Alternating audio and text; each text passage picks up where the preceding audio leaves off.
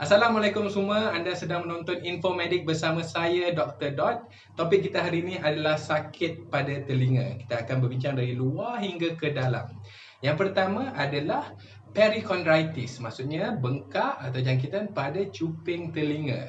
Apa penyebabnya selalunya bengkak ataupun jangkitan pada cuping telinga adalah jika anda mengalami trauma pada telinga yang menyebabkan luka seperti macam kena aksiden ke, kena tumbuk ke, ataupun anda memain contact sport seperti bertinju ataupun main rugby, terkena luka pada telinga. Ini akan menyebabkan jangkitan memasuki, melepasi kulit di cuping telinga dan menjangkiti tulang rawan di dalam. Sebab-sebab lain yang boleh berlaku jika anda menindik telinga di bahagian tulang rawan ini, itu juga boleh menyebabkan anda mendapat perichondritis. Okey, cara nak elakkan ialah jika anda mengalami trauma pada telinga dan terdapat luka, cepat-cepat cuci dan bersihkan luka tersebut. Pastikan dapat dressing dan pastikan letak antiseptik pada luka tersebut. Dan jika anda hendak bertindik telinga, elakkan tindik di tempat tulang yang cuping telinga yang ada tulang rawan ini. Anda boleh bertindik di bawah, di tempat yang ada kulit saja ni. Okey? Dan gunakan besi yang tidak menyebabkan anda mendapat alahan. So, apa yang berlaku kalau anda terkena juga perichondritis? Apa yang anda boleh buat? Anda boleh tuang telinga anda dengan menggunakan tuala atau towel yang direndam dalam air sejuk, letakkan di telinga bagi mengurangkan bengkak. Anda boleh menyapu ubat antibiotik di telinga, tapi jika ia makin merebak dan makin besar, anda mungkin memerlukan antibiotik untuk dimakan. Okey, sebab yang kedua, kita akan membincangkan penyakit yang berada di pintu lubang telinga ni. Kalau anda perasan terdapat bulu-bulu kecil pada pintu lubang telinga ni. So, bulu-bulu ni mempunyai liang-liang bulu yang mungkin tersumbat. Dan apabila dia tersumbat, dia mungkin mendapat jangkitan dan menyebabkan seakan-akan jerawat di pintu lubang telinga ini. So, untuk mengelakkan daripada mendapat jerawat ini, apa yang anda perlu lakukan ialah anda kena bersihkan telinga anda dengan kerap di bahagian luar untuk mengelakkan abuk-abuk tersekat di situ. Dan jika berlaku juga, simptom-simptomnya adalah anda merasa sakit, dan sakit ni akan bertambah teruk jika anda menggerakkan cuping telinga anda. Dan jika anda suruh seseorang itu untuk melihat pada telinga, kadang-kadang dia boleh nampak ada jerawat di pintu telinga ini. Apa yang anda boleh buat ialah anda boleh ambil tuala atau towel yang direndamkan di dalam air panas. Jangan terlalu panas sampai terbakar. Just suam-suam yang anda berasa selesa. Tuamkan pada telinga dengan mengharapkan bahawa liang itu akan terbuka dan jangkitan itu akan keluar. Tetapi jika dia mula merebak, okey, jerawat dalam telinga dia boleh merebak dan menyebabkan jangkitan pada telinga di luar, anda dinasihatkan untuk mendapatkan antibiotik untuk dimakan secepat mungkin.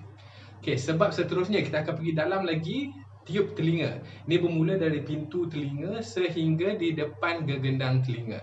So, tiup telinga ni biasanya boleh dijangkiti dengan sama ada bakteria ataupun kulat. Okey, punca-punca yang biasa menyebabkan jangkitan ini adalah yang pertama, jika anda selalu mendapat alahan dalam telinga, jika terdapat trauma seperti menggunakan pengorek telinga besi ataupun menggunakan cotton bud. Yang ketiga, jika anda selalu berenang ataupun ketika mandi air memasuki telinga. Yang keempat, jika termasuknya benda asing seperti manik ataupun serangga. Dan yang kelima, jika anda mempunyai tahi telinga yang tersumbat, yang mampat di dalam. Okey. So, jika anda mempunyai jangkitan, kita panggil otitis externa dalam tiup telinga ni, apa yang anda akan rasa ialah anda akan rasa telinga tersumbat, sakit, dan kadang-kadang ada keluar cecair yang berbau sikit. Dia akan mengalir sedikit di lubang telinga ini. Untuk mengelakkan daripada terkena otitis externa, apa yang anda perlu lakukan ialah, yang pertama, elakkan daripada menggunakan pengorek telinga ataupun cotton bud. Okey, ini bagi mengelakkan daripada anda memasukkan jangkitan ke dalam telinga. Yang kedua, kalau anda berenang, pakai earplug, okey, mengelakkan air masuk.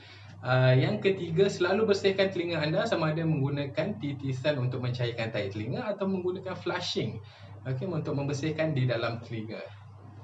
Jika berlaku jangkitan otitis eksternal ini atau jangkitan di dalam tiub telinga anda, apa yang anda boleh lakukan ialah mendapatkan titisan antibiotik ataupun antifungal, bergantung kepada punca dan sebab kenapa bengkak di dalam telinga. Okey, punca penyakit yang terakhir yang akan kita bincangkan dalam video ini adalah jangkitan pada gegendang telinga. Jika anda mendapat jangkitan pada gegendang telinga, anda akan merasa sakit pada telinga yang terkena jangkitan itu. Anda akan rasa telinga tersumbat dan biasanya dia akan menyebabkan anda demam. Jika gegendang telinga itu pecah, nanah akan keluar dengan banyak daripada telinga.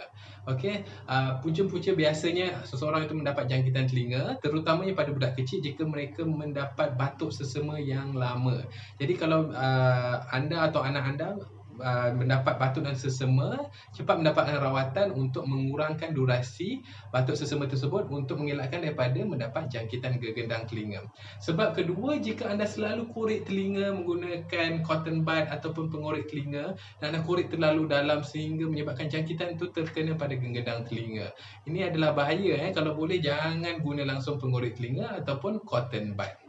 Jika sudah berlaku anda mendapat jangkitan dalam telinga, anda perlu mendapat pengasahan doktor sama ada betul ke jangkitan tu terkena pada gegendang telinga anda, supaya untuk mendapat rawatan yang sesuai. Jika gegendang tu pecah, elakkan daripada memasukkan apa-apa di dalam telinga, air ke, titisan dalam telinga ke ataupun pengorek telinga ke, sebab ini akan menyebabkan jangkitan tu makin teruk dan anda akan merasa sangat sakit. Okey, sampai situ saja video kita kali ini. Saya harap anda dapat manfaat daripada video ini. Jangan lupa like, share dan subscribe. Sehingga lain kali, salam sejahtera dan Assalamualaikum.